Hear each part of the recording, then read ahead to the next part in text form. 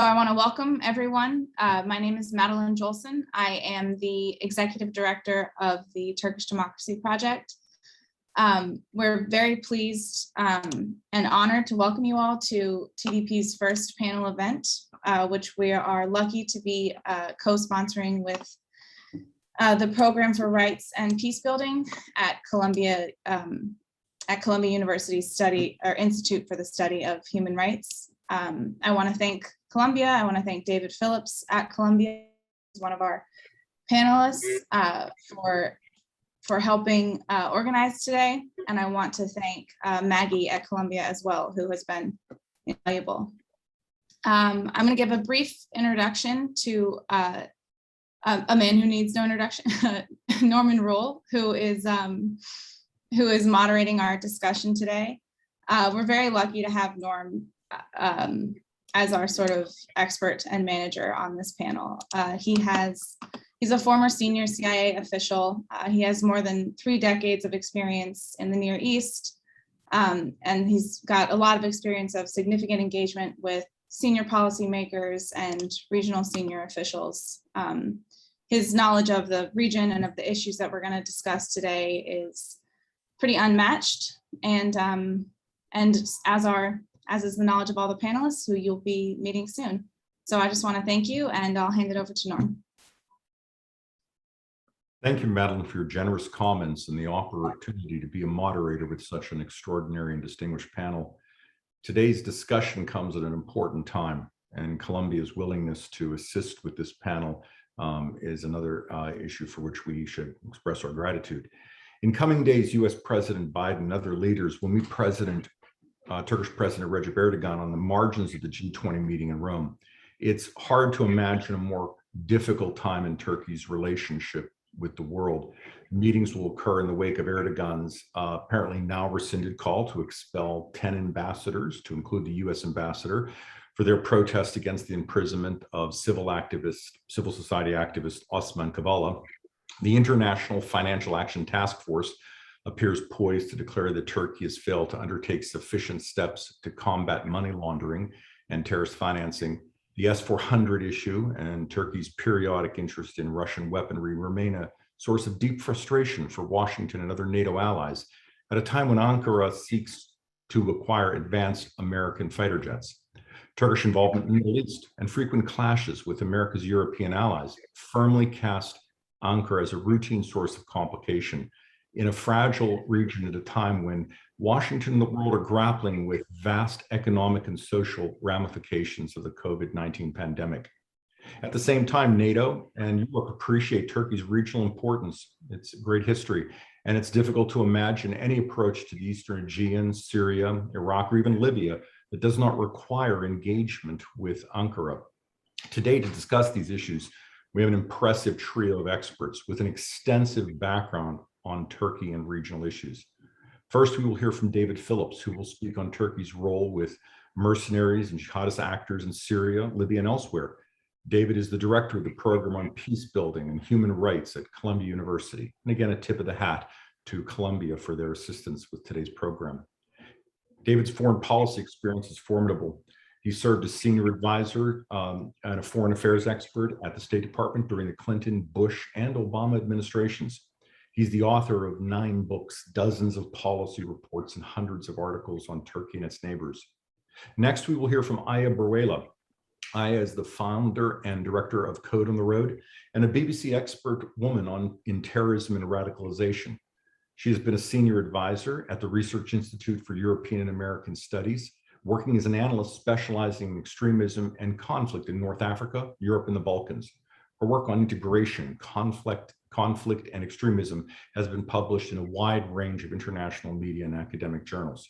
Aya will speak on Turkey's interventions in Libya, latest escalations in Greece and Cyprus, and how this has led to new regional alliances in the Eastern Mediterranean and the Franco-Greek Pact. Finally, we'll hear from Michael Rubin, who is a senior fellow at the American Enterprise Institute, where he specializes in Iran, Turkey, and the broader Middle East. In addition to his work at the Pentagon, he has extensive international experience, to include recent travel to Nagorno-Karabakh and Somalia, and he has authored multiple books on exploring diplomacy, Iranian history, Arab culture, Kurdish studies, Shiite politics, many other issues. Michael will focus on how Turkey's regional actions, to include drone operations, impact its domestic political discourse, and how Ankara uses its regional influence against those it uses views as adversaries, in part through its drone operations. With this introduction out of the way, we'll turn to the important part of the program. David, the floor is yours. Thanks very much, Norm, and thanks to Madeline for helping to organize this. When we talk about Turkey's military-industrial complex, there's a natural tendency to focus on hardware, drones, on armor and artillery. I'm going to focus my remarks on personnel, how Turkey has systematically franchised and recruited mercenaries and jihadis to fight at its behest in Syria, Libya, and Artsakh, Armenian for Nagorno-Karabakh. So let me roll back to the beginning of Syria's civil war. Turkey's National Intelligence Agency, from the beginning, was collaborating with the Free Syrian Army and ISIS-affiliated organizations. During a speech at Harvard University at the Belfer Center on October 3rd, 2014, then Vice President Biden said, "Our allies in the region were our largest problem. The Turks were so determined to take down Assad and essentially have a Sunni Shiite proxy war, they poured hundreds of millions of dollars, thousands of tons of weapons to anyone who would fight against Assad." Erdogan confessed to Biden, "You are right. We let too many of them through." There are eyewitness accounts that Turkey was supporting ISIS in Kobani in 2014. John Dündar, the editor-in-chief of Cumhuriyet, reported that weapons were transported from Turkey, that ISIS staged operations against Kobani from Suruc on the Turkish side of the border. A US official commented, "This isn't how a NATO ally acts while all hell is unfolding, a stone's throw from its border." Turkey's collusion with ISIS-affiliated groups in Syria continued for the coming years. When Secretary of State Rex Tillerson announced a border security force on January 13, 2018, with 30,000 members of the SDF, with Kurdish fighters at its core, Erdogan said he would strangle the baby before it was born, and he vowed to attack Afrin and set up a security zone along the border from the west of the Euphrates to the Iraq border. Turkey launched the Afrin campaign, which it dubbed Operation Olive Branch, a cynical title if I ever heard one, on January 20th, 2018. Its operations of ethnic cleansing in Afrin are ongoing. Its goal is to Turkify and Arabize the local population.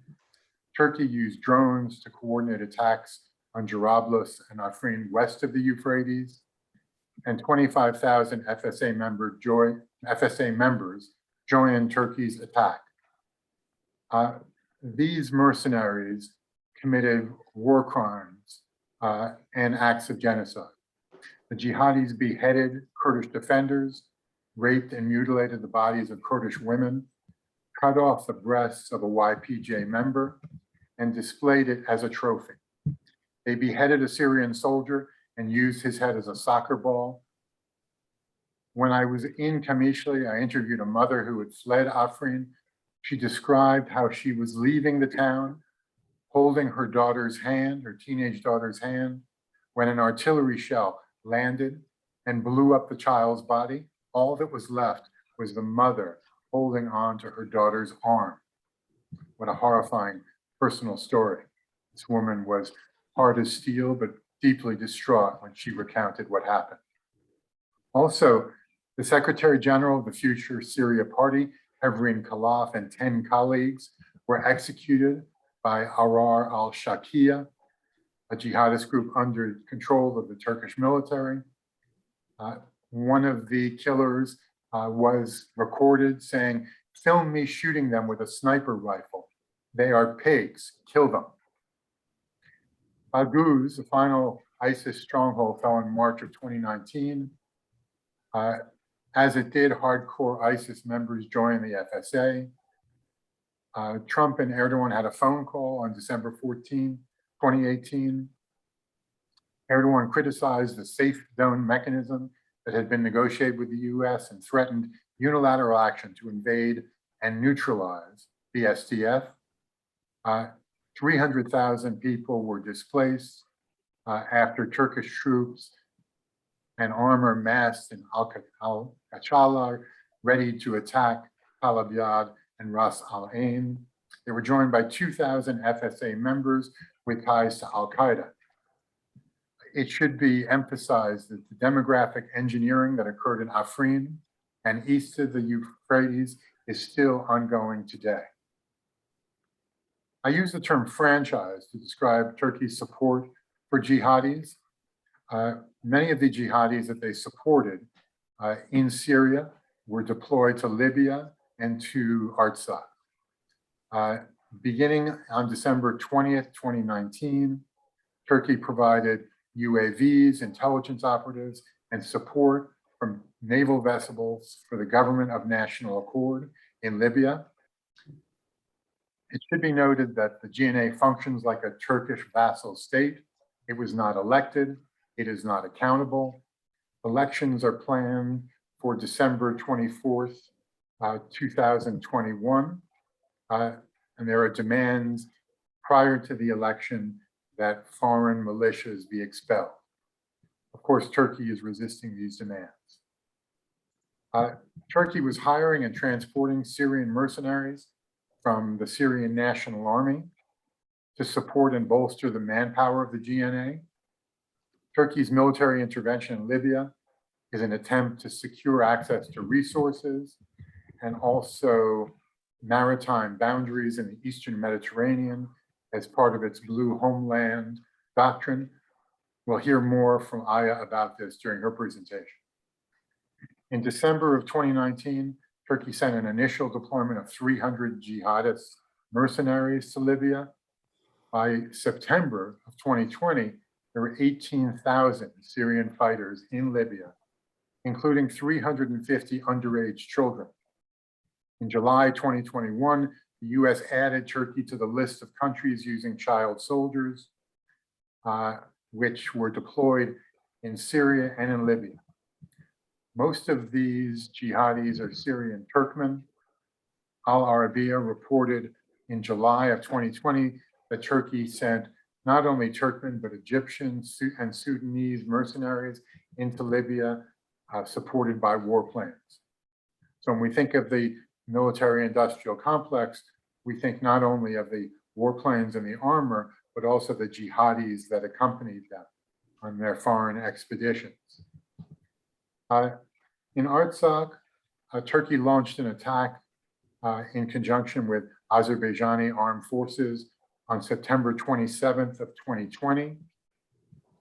Turkish military and mercenaries with armed drones, heavy artillery, rockets, and special forces joined the operation.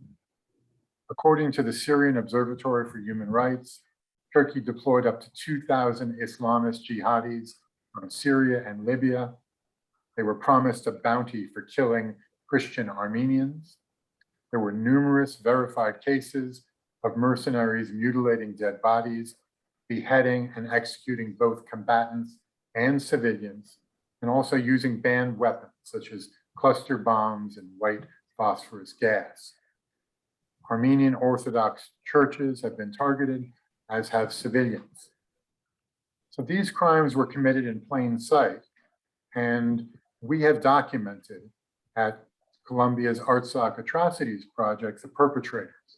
And I want to be specific in naming them today. Saif Balud, also known as Saif Abu, has been the leader of the Syrian National Army's Hamza Division since 2016. It participated in Operation Olive Branch and also the Libyan Civil War. He and approximately 500 of his men were reportedly flown to Azerbaijan to join the fighting in Artsakh. Balud is a Syrian Turkmen who appeared in a 2013 ISIS propaganda video. Fahim Isa, also known as Isa al-Turkmani, led the SNA's Sultan Murad division since at least 2015. He was directly involved in Operation Euphrates Shield in Syria, as well as Operation Olive Branch, as well as the Libyan civil war. Like Balud, he's an ethnic Turkmen. Abu Amsha, whose real name is Mohammed al-Jassim, is the leader of the Suleiman Shah Brigade, nicknamed the Al-Amshat Militia, which gained prominence in 2018 as one of the most brutal factions occupying Afrin, with Turkish support. In Afrin, al-Amshat supposedly confiscated property, kidnapped individuals for ransom, was involved in looting, raping, and murdering individuals. He's been directly implicated in war crimes.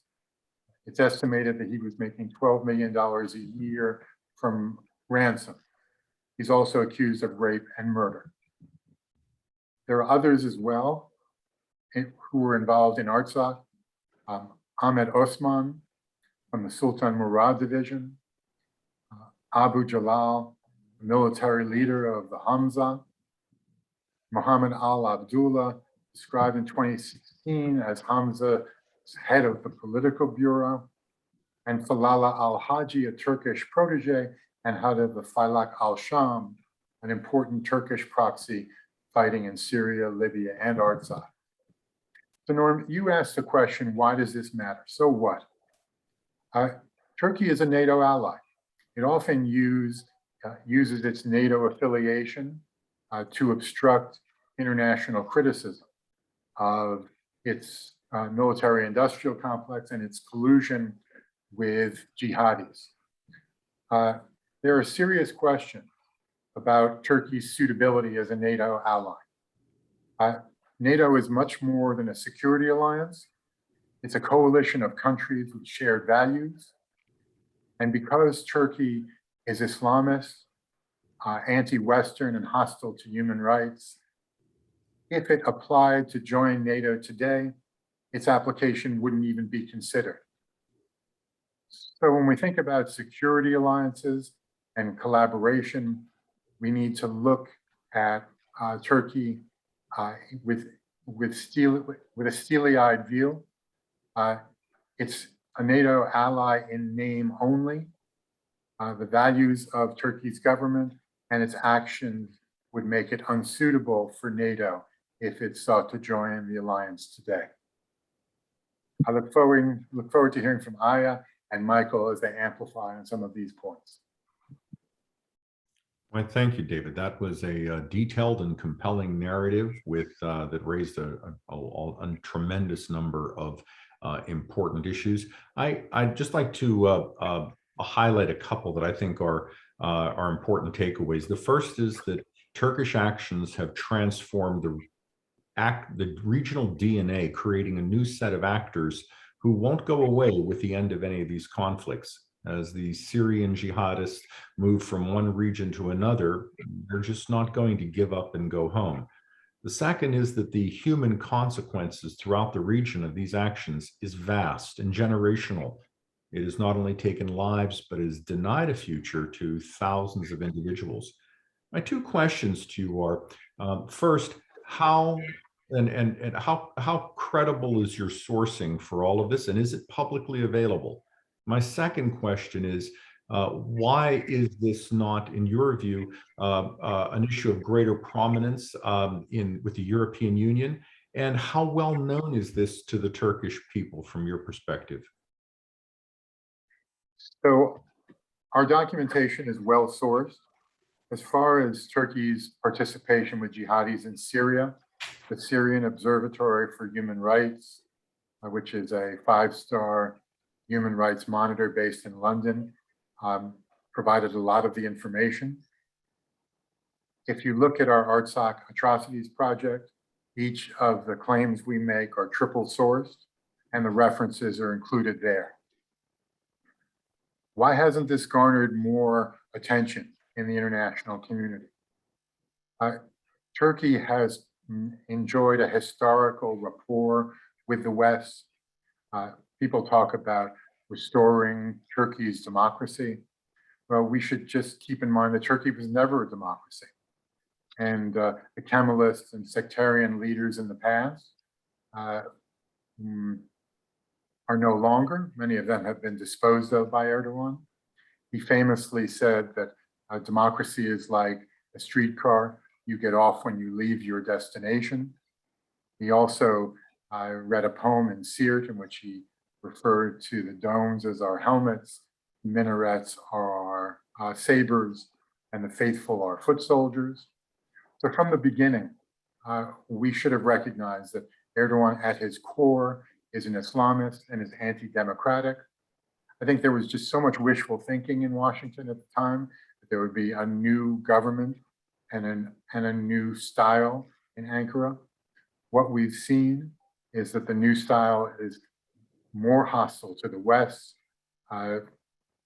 works against human rights, and has turned Turkey itself into a giant gulag where opponents of the regime are detained, where communications are monitored, and where civil society organizing and participation is limited by the draconian policies of the government. No better evidence of that than the case of Osman Kavala, my friend, who's been in jail for 5 years, allegedly for supporting terrorism. I can tell you from knowing Osman well that he was never involved in anything of the sort. He's just been turned into a punching bag by Erdogan as a way of attacking the West. But we need to radically rethink our ties to Turkey, and that starts with a clearer understanding of its military-industrial complex. Thank you very much. Those are important comments. Aya, will you continue the discussion, please? Yes, thank you very much, Norm. And I'd like to thank Columbia University and the Turkish Democracy Project for inviting me for this incredibly timely and important discussion. And thank you, David, for your presentation. It covers a lot of what I'd like to expand upon vis-a-vis Libya and of course vis-a-vis Greece, because the fates of these two countries are tied to the same opponents. What I'd like to do, David talked about the transfer of Syrian mercenaries and jihadists to Libya, the jihadi highway between these two countries. And I'd like to start my presentation by pointing out that Turkish involvement in Libya predates April 2019, when the Libyan National Army launches offensive against the militias in Tripoli. And it is from 2011, actually, that Turkey's destabilizing efforts in Libya has begun in conjunction with its ally, Qatar. So in 2011, and for people to really understand where Libya was and where it's going, it's really important to understand all the players and who they represent. So after 2011, Libya had a huge militia problem. The country was saturated with weapons and militias that were not accountable to anyone or a central authority. But we did have elections in 2012, and we had the General National Congress. And this government was very Islamist. And during that time, it used public funds to actually expand militias. So during the uprising, we'd had 20,000 militia members. And by the time it was 2014, under this first government, the number of militias had expanded to 300,000. So the capital and Libya, across Libya, there was a huge militia problem. In 2014, the Islamist government was voted out. And it is at that point that Libya reached a huge turning point. And this is where Libya became divided. So after Islamist parties lost elections resoundingly, all those militias that were funded by the previous government invaded the capital. They invaded the capital and removed the democratically elected, internationally recognized parliament, which moved to the east. And since then, the two sides were at war. In 2015, as you know, the Libyan National Army is run by General Khalifa Haftar. He was appointed in March 2015 to run the LNA. And since then, the army has been fighting terrorist organizations based in the east. And in April 2019, they started to launch their offensive, the failed offensive against Tripoli. I want to share my screen, PowerPoint, just to give people an idea of where everything stands today vis-a-vis the actors. So we have Operation Dawn, which is the coalition of militias supported by Turkey that is fighting the internationally recognized government. And then we have Operation Dignity, which represents the Libyan National Army forces. And the irony of what happened in Libya, and I think one of the solutions that the international community proposed that eventually proved to be very destructive, was the Libyan political agreement, which happened very, very fast and was very, very ill-conceived. So one of the solutions the UN proposed was to come up with a third government, a foreign appointed government known as the GNA. So the GNA was foreign appointed in a process with zero transparency. And it was meant to be ratified by the internationally recognized parliament. But for various reasons, that didn't happen. But the international community went ahead and recognized the GNA as the government of Libya. And it was parachuted into Tripoli without support from locals, without support from militaries. And it was supposed to be an interim government. And one of its number one obligations was actually to dismantle the militias in Tripoli.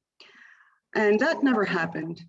On the contrary, the militia cartels of Tripoli, Operation Dawn, managed to capture by the dint of force government institutions, the GNA. So the GNA became a quasi-government representing a nexus of organized crime and state institutions.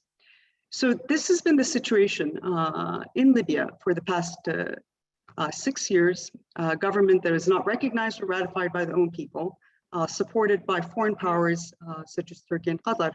And on the other side, the parliament and the army supported by other countries such as France, Jordan, Egypt, Russia, and quite a majority of the Libyans themselves.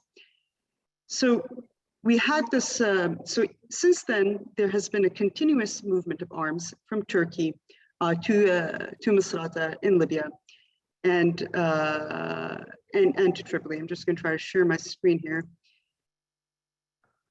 Let's see. Is this working? No, we can't see your screen yet. Okay. Is it working now? Yes, it is. There's a map on the screen. All right, perfect. So this is where Libya stands today, after the failed offensive in April, where Turkey intervened, and the Libyan National Army's war against Operation Dawn has failed. I like to share this map because for a layman who's following what's happening in Libya, the terrain seems different. You'd get the impression that Turkey runs all of Libya, and the army and the parliament is controlling only a small section of Libya, whereas the reality is the opposite. You see that the Turks do have captured Libya strategically because they captured the capital and the state institutions.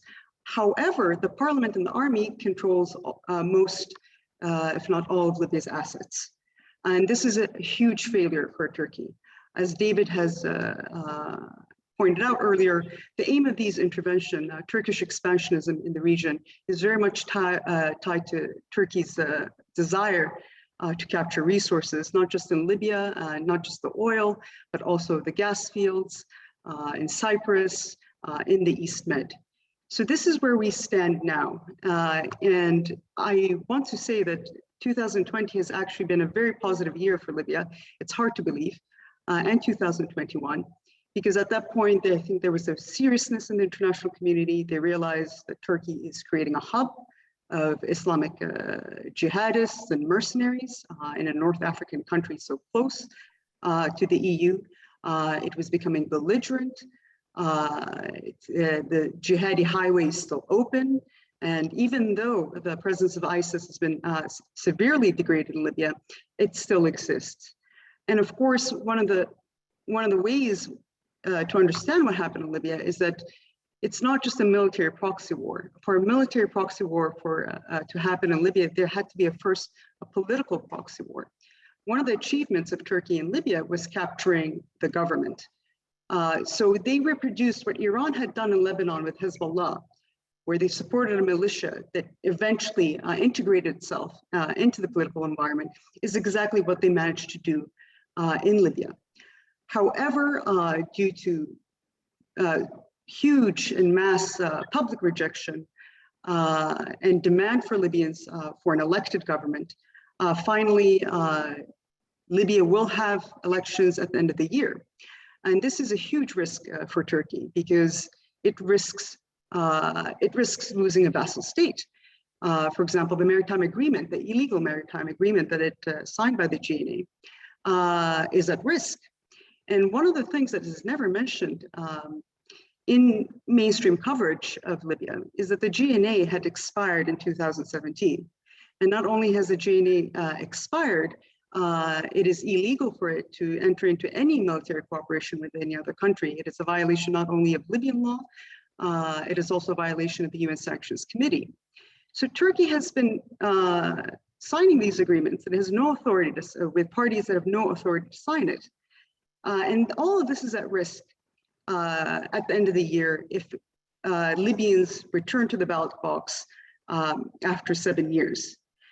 So to bolster its position, I think we're all talking about Turkey's advancing military industry complex, its use of drones, which it demonstrated in Libya. So this, in the meantime, even though elections are slated for Libya in at the end of 2021, Turkey continues to send weapons. It has not, and neither has Russia, by the way, it has not withdrawn all the mercenaries that it has sent, despite 2 UN Security Council resolutions. So it's still preparing to use force to shape certain outcomes. Things have changed, however. I think international community, including the United States, is very serious about elections. It is very serious about enforcing the results of the elections. And also we see a numerous number of sanctions over the past couple of years. And this, I think, will have an effect on the Turkish military industry, most of all because a lot of their parts are imported from abroad, I think almost 60%, and also because of the economic situation in Turkey. Even the foreign parts are sold in foreign currency, and we see the fate of the lira is continuously goes from bad to worse. And in response to its expansionism, a lot of the countries in the Eastern Med has decided that they cannot rely on the EU as they used to, especially countries like Greece and France, which is also very involved in Libya. And they have decided to deal with this Leviathan, increasingly rogue regime by creating new alliances. In the recent months, Greece has struck military alliances with the UAE, with France. It has increased its military cooperation with the United States, purchasing weapons both from France and the United States, advanced weapons from the United States. And also last year in 2020, we had the East Med Gas Forum, which brought countries like Cyprus, Greece, Egypt, Israel together. So Turkey's expansionism, whereas while it gave it a temporary advantage, I'm not sure in the long term whether it will be successful. In Libya, when last summer Egypt announced that it was going to intervene militarily, Turkey was unable to advance in Libya. It has no access to its assets. It's stuck. I would argue it's stuck. Turkish Syrian mercenaries are complaining. They're not getting paid. So Turkey, I think, has made huge advances in military self-sufficiency. It has expanded incredibly and incredibly fast. But are we looking at a phase where it's entering its decline? I believe things are not going to be as rosy for Turkey as it has been in the past decade in North Africa and even in the Middle East. And it has forced new alliances that are pushing back. But we have to remember that authoritarian regimes usually have an advantage of speed and decision-making and political will. But at the end, democracies or the victims or the target nations, they might delay in creating counter alliances, but they eventually do. So I see that now I see that vis-a-vis Libya, I see that vis-a-vis Greece. Of course, in Libya, because this panel is also about human rights, I feel that the human rights violations that have taken place in Libya have not been explored sufficiently by the mainstream media. The Syrian mercenaries in Libya are doing exactly what they're doing in Northeast Syria in Libya. AFRICOM had a report in 2020 describing sexual abuse of Libyan women by Syrian mercenaries, the burglarization of homes, and generally even more lawlessness to a lawless capital. And of course, the human rights issues related to drone warfare. One of the recent UN reports mentioned the use of autonomous drones, the Cargo 2. And one of the ethical issues with using autonomous drones is that autonomous drones cannot distinguish between POW. Sometimes they might have problems distinguishing between civilian and military. So we see we see these kind of human rights violations.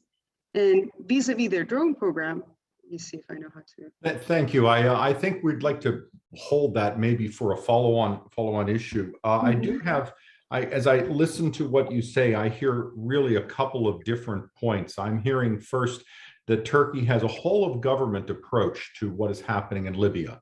The whole of government approach involves different aspects of their military, intelligence, their energy system, their foreign affairs system. And this raises a question that I know a number of today's viewers are asking. How much of this is Erdogan and how much of this is Turkey? What I'd like to ask you to speak, and again, briefly, if you would, because we have so many questions to go through. There is a broad number of Turkish elements and parts of government that are playing a role in this. What is that separation? How do you define the role of Turkish political entities in Libya? And what would happen if Erdogan were to be replaced in an election by another Turkish leader? Well, this is a very important question, and I cannot give a complete answer because there's, even in Greece, there's when we were observing internal Turkish politics, there's the question. We see that the opposition is also quite hardline and expansionist, and they have an Islamo-nationalistic approach. So what would happen if if Erdogan was suddenly no longer the face of Turkey, the leader of Turkey? We have to look at his inner circle. We have to look at his opposition. I think with the removal of Erdogan from power would definitely open a window of opportunity for other countries because it will be destabilizing. Like most charismatic leaders, he has blurred the lines between state and personality. So I think, I don't think there is much division. There seems to be a unification of decision-making in Turkey. And as I said before, they have an advantage of being authoritarian. Democracies take time to make decisions. This is a disadvantage at war. But we're continuously observing the opposition to make sure that one aspiring autocrat is not replaced by something equal or same. Thank you very much. They're fascinating comments. Michael, would you please continue? Thank you very much, Norman. Let me just start. There's an old Soviet joke about the difference between an optimist and a pessimist. The pessimist goes in and talks to his friends and says, things have never been this bad. I mean, war, economic deterioration, absolutely everything's horrible. That was the pessimist. And the optimist, and things couldn't possibly get worse. The optimist is the one who chimes in and says, no, things can definitely get worse. And so in this case, I might be a little bit of a Soviet optimist as we talk about Turkey. I'm going to focus a little bit on some of the public opinion, some of the drones, and the confluence of the two, and conclude with what it means to the United States. First of all, Turkey's undergoing an economic crisis now, which has parallels into what Turkey experienced back in 2000, 2001. We only need to look at the erosion of the value of the Turkish lira to see what this will mean. Now, oftentimes when a dictator, and Erdogan is a dictator, want to distract attention from their own failures of management at home, they will try to rally people around the flag. And many Turks are quite nationalist, and so this is a no-brainer strategy for President Erdogan. When we actually look at public opinion in Turkey, what we see, if you believe Turkish polls, is that, you know, intervention when it comes to Syria or against the PKK in Iraq is much more popular than what Erdogan has tried to do in the past in Libya. So for example, in January 4th of 2020, according to Metropol's monthly Turkey and Nabzi report, 49.7% of the population was against sending troops to Libya. But at the same time, 80% or so truly believed that Turkey had every right to intervene in Syria. And we see in numerous polls between 70 and 90% of the population who responds to the polls, if you take the polls at face value, approve of what Turkey is doing against what they consider PKK terrorists inside Syria. Now, David's been to northeastern Syria, I've been to northeastern Syria, and when you actually push the Turks to document any of these cross-border attacks that allegedly start with the YPG or the Syrian Defense Forces, what you get is stunned silence because the evidence really isn't there. When you actually look at the data, the cross-border attacks are coming from Turkey into Syria rather than vice versa. But regardless, you have a situation in which Turkey, because of its media bubble, because Erdogan has sucked up the oxygen from any independent media space, have managed to rally people around the flag in this case. And when it comes to Azerbaijan, of course, Azerbaijan is another case simply because two brothers, two countries, one Turkey sort of issue. What Turkey did in Azerbaijan among many Turks was, again, very popular. However, the asterisk there needs to be that many Turks don't understand because of the lack of free media exactly what Turkey did.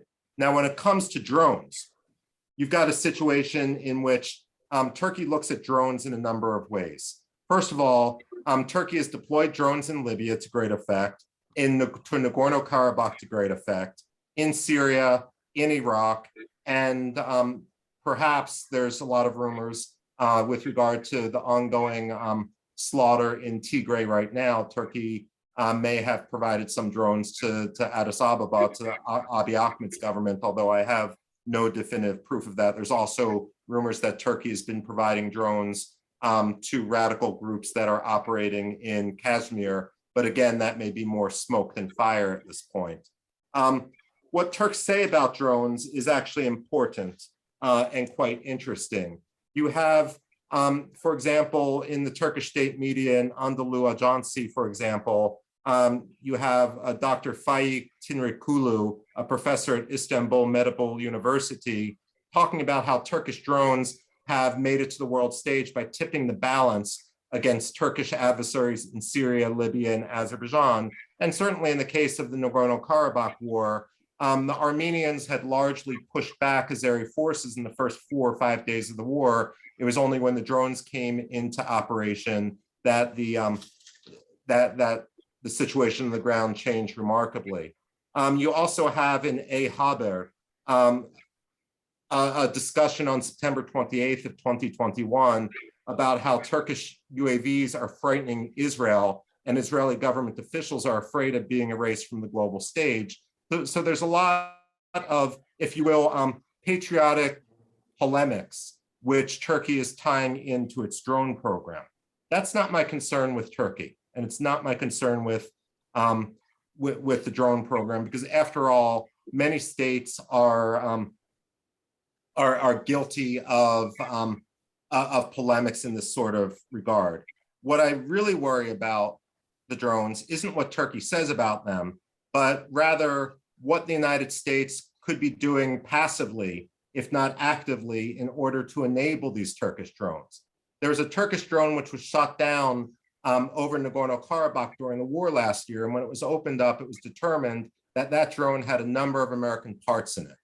I would argue right now that to allow American parts, semiconductors, other technology to be incorporated into Turkish drones is equivalent to allowing American dual-use technology to be equivalent to be incorporated into Iranian precision warheads and other missiles. And it's about time that the United States Congress and the United States executive branch bureaucracy and the State Department, in the Pentagon, and frankly in the Federal Bureau of Investigation, start considering the provision of dual-use parts to the Turkish drone program to be of the same sort of threat to American national security that the provision of parts to Iran's military program would be. This might take, actually, on the part of the Biden administration and in a bipartisan way with regard to Congress, a willingness to classify the threat coming from these Turkish drones. And so we need to consider the threat, for example, coming from Turkish drones. We can talk about human rights, and I don't want to minimize that. But at the same time, if we want to look at the trajectory of Iran's drone program, and as Norman knows, I've worked on Iran's drone program as an analyst for Fort Leavenworth for about a decade now, looking at the Persian language sources and such. We see Iran using its drones in any number of fashions, none of which are good.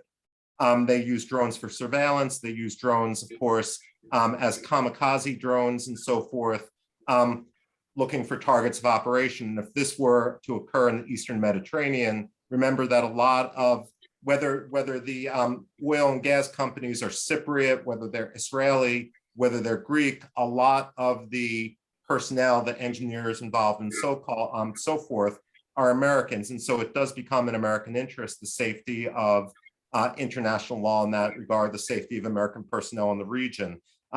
When I was driving back from Sinjar about a year and a half ago, with a UN convoy, we needed to worry about Turkish drones bombing the UN convoy because the Turks are notoriously bad at differentiating between PKK fighters and farmers, between PKK fighters and UN personnel, between PKK fighters and school children walking back from school and so forth. And so the Turks tend to have a philosophy of shooting first, asking questions later.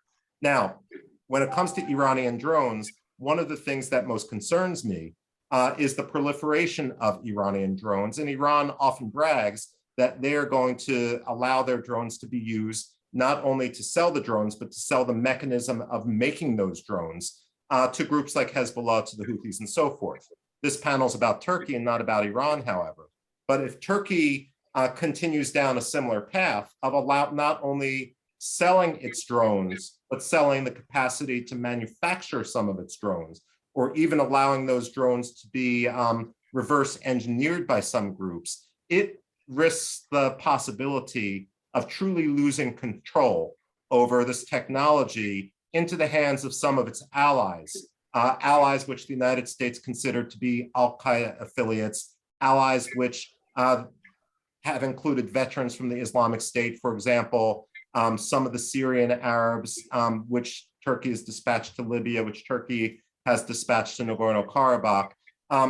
Every country which has used jihadism as a strategy of its foreign policy for export only has ultimately suffered blowback inside that country. And so I truly worry about Erdogan because of his own economic mismanagement, because of the prestige that comes with these drones, wanting to, and the power shifts and the dynamics coming from these drones, wanting to actually utilize them more in a way that ultimately we in the region are going to suffer blowback from.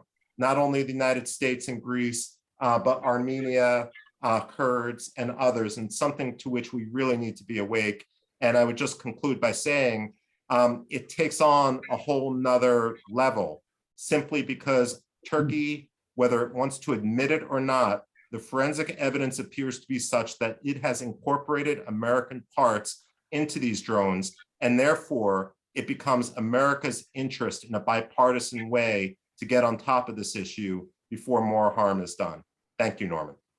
Michael, that was an exceptional and crisp presentation. I've got some questions, but if you'll forgive me, I think David has got to depart for another pressing event. I'd like to give him an opportunity to make a comment before he's pulled into something else. David, did you have something you wanted to interject? Yes, Norm, thank you. There's a question from someone about rethinking U.S.-Turkey relations. So that starts not only with what we say, but what we do. I want to commend President Biden for his statement on April 24th, identifying the Armenian genocide.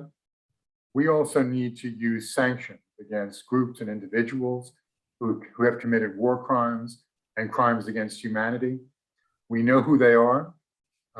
CATSA has already been approved. There are other sanctions in the pipeline. Instead of treating Turkey with kid gloves, it's time for some tough love, and that involves robust sanctions against Turkey for its support to jihadis and the war crimes they commit. I'm going to excuse myself and thank you for chairing, and thank the panelists for great presentation. Thank you, David. And you have such a busy schedule, and there's so many different people trying to reach out to you for your wisdom and expertise. It's been a pleasure and an honor to have you with us today. So thank you very much. God bless. Take care. Thanks a lot. Michael, if we can return to you, you've raised a couple of fascinating points. First of all, there is the similarity between what Iran has done in the region with proxies, introducing new technologies, using broken states, failed states, and using a logistics pipeline that is that allows it to move people, money, and stuff back and forth. There seems to be quite a similar profile here. But you talked also about the nature of transformation of jihadists, and I'd like to hear your comments about what happens when if Libya sorts itself out, the militants don't go away. The lessons they've learned don't go away. Their use of technology doesn't go away. We've seen militants in the region, particularly in Africa, move from one cause to another, and in the Middle East. Recently, a head of ISIS was killed, and he began his time in the Polisario. So people tend to gravitate. So I'd like to hear your comments about what happens with these groups that Turkey has created. And finally, I would just like to double thump a comment you made about the threat of this drone technology and killing innocents, and note that there are dual citizens in all of these locations.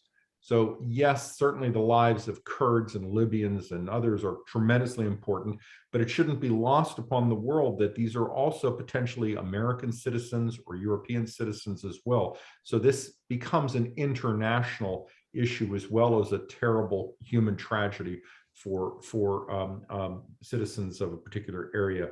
Again, I'm not minimizing their losses. I'm just highlighting that there are other countries who are hurt by this threat as well. Michael, what are your comments?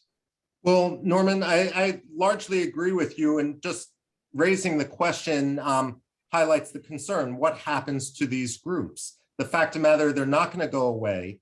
And we've seen this repeatedly. The Sinjar documents, which were captured from a laptop in 2007, had shown the Bashar al-Assad regime was actively supporting, for example, the flow of jihadists into Iraq.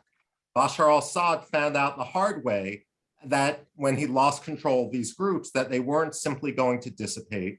They were going to rematerialize in a manner which ultimately has led to humongous suffering inside Syria over more than a decade as the Syrian civil war erupted. Throughout Africa, we ultimately have a problem with regard to not only the flow of Libyan weaponry, but across traditional trade routes that go back hundreds of years, the flow of jihadis and so forth. There is actually an interesting article from October 5th, 2021 in Milliyet, which is talking, it's Professor Birol Akgun, who's the director of the Turkish Ma'arif Foundation, which is the foundation which the AKP largely created to take over the assets of the Gulenist schools and not close down the Gulenist schools, but transform them into schools to amplify Erdogan's own ideology, about how the drones are being utilized in order to recruit to show the technology, to show the prestige, to recruit into these schools which dot Africa, which are increasingly important in Asia and so forth. And so I would argue that the ideology which we see and which Turkey is creating in these groups are going to be as destabilizing in the long term in the 21st century as perhaps Saudi Arabia's earlier support for Salafism and Wahhabism were in the 20th century, until Saudi Arabia itself decided to come in from the cold once they themselves suffered blowback in the compound bombings and so forth. The last thing I would actually say, because there has been some discussion about whether it's fair to talk about Turkey when we're really talking about Erdogan's Turkey, is we have to keep in mind that after 18 years, just through natural attrition of the army and the career path, everyone up to an 06 level, everyone up to a colonel owes their career to Erdogan, as does everyone at a flag officer level. At the same time, if you look at Turkey's demographic pyramid, you've got about 30 million Turkish school children who have matriculated or had a huge proportion of their education under Erdogan. The point of this is, it might not be fair to call, to conflate and use as synonyms, Turkey and Erdogan, but we do need to recognize, just as these jihadi groups, which Erdogan is trying to utilize, aren't simply going to disappear. At the same time, it's going to take a long time to work Erdoganism out of the Turkish system, and it's wishful thinking to simply believe that we're going to go back to the status quo ante should overnight Erdogan disappear. Thank you very much, Michael. Again, a cogent response. So what I'm hearing from the various speakers today is there is an underreported or underrecognized appreciation for some of the consequences of what is being conducted by Turkey, its military industry complex, and its allies in the region, that this is well documented. And this information is available for people to look at if they're just reading Turkish newspapers, to documentation pools available on the internet so that they can make their own question here. But what is happening also has changed the DNA of how Turkey looks at the region. And that will be very difficult to unravel. And it will be very difficult for the region to unravel how it itself looks at itself as these actors continue to live on after them, and makes it an international problem for years to come. I thank you very much. And before we go to some broader questions, I would like to, since you're on the screen still, Michael, before we go to I would like to ask a question that one viewer has raised. Is there a US source or a known source which breaks down the components of US drones that are derived from American or European sources? This is something which Congress is actively looking into right now, and it would actually help if Congress would direct the Pentagon and the State Department to issue reports on this. What we do know is simply from the drone which was dismantled after it had been recovered by Armenia and by forces in Artsakh, that there were specifically American components. Now, if we want to go back to the Clinton administration, the Iran-Libya Sanctions Act of 1996, you can have the executive orders which President Bill Clinton had issued back in 1994 and 1995. There was an effort to prevent not only the utilization of American technology in various Iranian projects, be it the oil industry or perhaps military, but then in order to prevent loopholes, there was, the Clinton administration had basically cracked down on transshipment through third parties. And so that sort of legislative scaffolding exists, and it simply needs to be replicated, because if it's an American technology that's going through Europe, or if it's just an American technology that's going through Turkey, it doesn't matter to the victim of that drone. And ultimately, that victim of the drone, as Norman said, might not simply be a Kurdish farmer. It could be an American citizen. Correct. Eloquently put.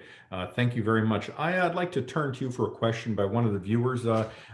Turkish involvement in Libya is longstanding and it's deep. It's not only something that is military, but it's political and it's economic. It has to do with everything from oil interests to local actors in Libya who derive their success from Turkish political, financial, and military support. Is it possible to extract Turkey from Libya?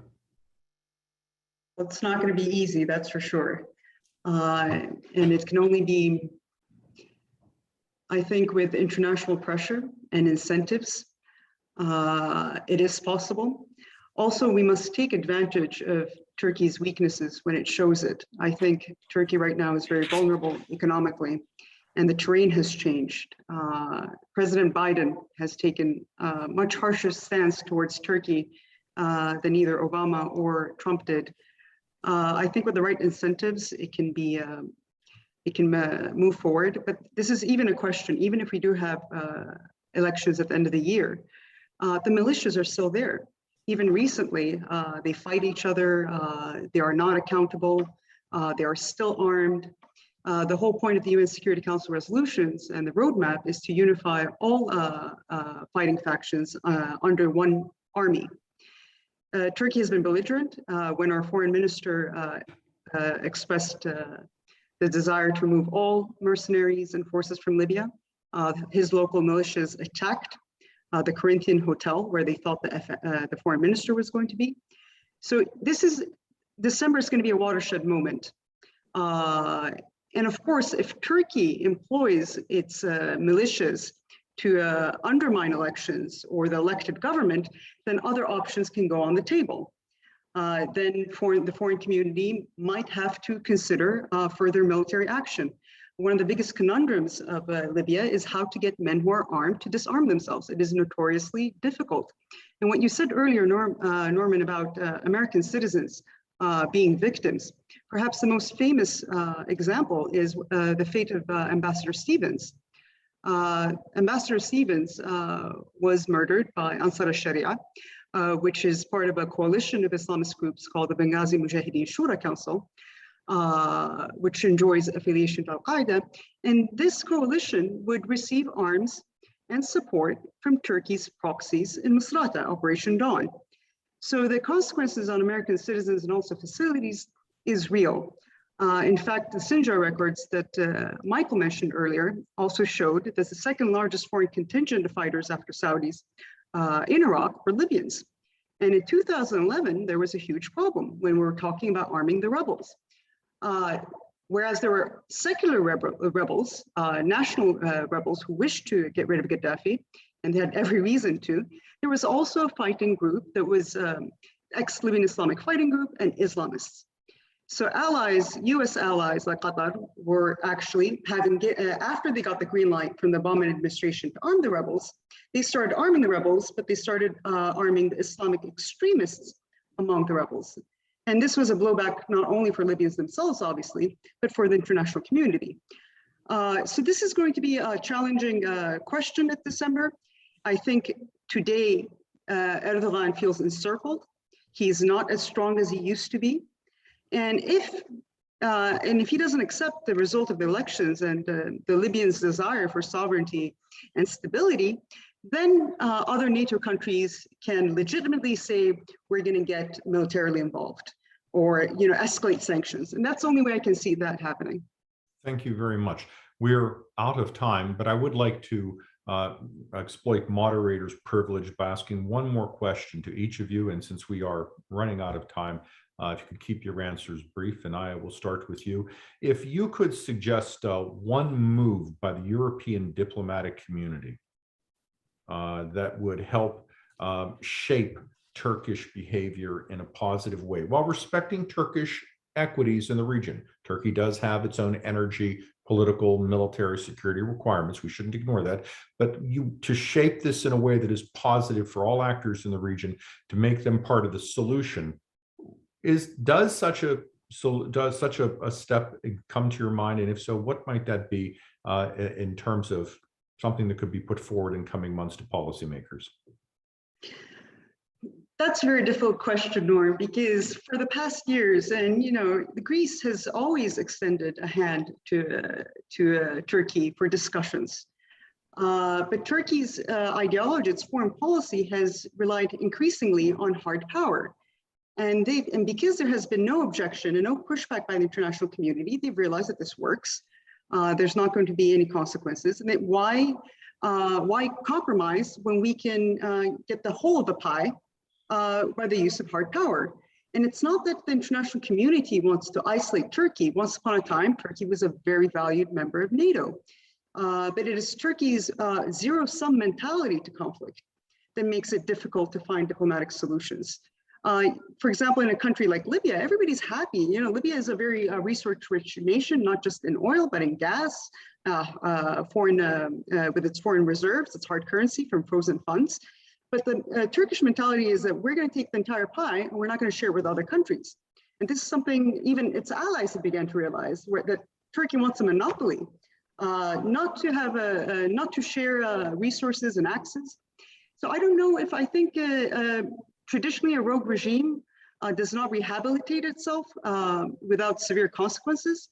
I think diplomacy must continue, but there must be an escalation on sanctions and a show of willingness to take perhaps military action. Thank you. So what I'm hearing is focused sanctions and pressure against key elements involved in the negative behavior, and a diplomatic channel that provides Ankara with both an off-ramp, but also a way to engage on its equities to be part of a broader community to allow Libyans to build the future that they choose. Thank you very much. Michael, slightly different question to you. You are sitting in the White House. You're sitting in the Secretary of Defense's office, and you're being asked, next 6 months, what should we expect? The current trends are going to lead somewhere. What is that end point? And what could we do? What should we do working with our allies to ensure that outcome is as positive as possible? Well, ultimately, I think what we see with regard to Turkey is they're repeatedly probing to see the seriousness of the West in pushing back. They will probe, for example, against Greece, and only when Greece pushes back do they then start probing against Cyprus or even Israeli waters or Armenia or what have you. And the most important thing is, as Turkey probes for weakness in this Western coalition, it's crucial to stand up and push back. We're heading into very dangerous territory for 2 reasons. First of all is because of the economic difficulty that Turkey is facing. And second of all, symbolically, because we're approaching the 100th anniversary of modern Turkey, which was declared by Mustafa Kemal Ataturk back in 1923. We're rapidly approaching 2023. What I would argue that we need to do is, we've seen that when we are willing to stand up to Turkey, we do see results. Erdogan is a bit of a blowhard, but ultimately there's a limit to how far he can push, and he will step down when he finds out that he can't bully us. So for example, with the Mavi Marmara affair, he declared an apology, he declared compensation, and he said that there would be no restoration of relations until Israel ended the siege of Gaza, and yet the siege of Gaza still exists. Erdogan backed down. We saw him back down much more quickly with regard to Pastor Andrew Brunson, because he understood that the sanctions that Trump had imposed were serious and they had immediate reverberations on the Turkish economy. One thing we need to stop doing is operating by fear. The fear that Europe has, and especially Germany, isn't simply because of a flood of refugees coming into the country. If you talk to security officials, it's because the Germans are convinced that there are cells inside Germany already, which Erdogan controls, which could perpetrate violence or terrorism. That's, I mean, operating out of fear that someone might activate terrorism is an invitation to further blackmail. It's not a path to peace. Likewise, we've got to stop forcing concessions by third parties. So if Germany or if Europe has a problem with regard to Belarus and Turkey, with regard to some of the weaponry which is flowing, the answer to that is not to force a concession by Cyprus to make sure that Turkey feels that it's not getting singled out. That ultimately is unfair. What we've seen is a pattern of insincere diplomacy in which Turkey will make offers in order to prevent being held accountable for its actions. We saw this with the Kabul airport. Increasingly, we're seeing this with regard to let's have some sort of imaginary sort of NATO mission, so that while the United States can say we need all foreign forces out of Libya, Turkey can be there as part of a NATO mission. That's not going to work either. We need to recognize, see the forest through the trees, and recognize that the only path forward is to stand up to Turkey, not succumb to blackmail, and recognize that that it's in both Turks' interests and it's in the region's interest to have a return to normality inside Turkey. That's not going to happen by empowering Erdogan. It's only going to happen by standing up to him. Thank you. What I'm hearing is that an approach to Erdogan requires the strategic constancy of ourselves, but also our allies and partners, as well as a recognition that our fortitude will be tested by tactical approaches by Ankara to see if it can obtain advantages and weaken the overall deterrence architecture. This is something that Iran also does, and other countries with some success. Quite strong comments, Michael. Madeline, I know we've gone over time, but this was such a rich discussion, and these are such relevant and important interlocutors that I hope you'll forgive me for taking this beyond the allocated speaking time. Back to you.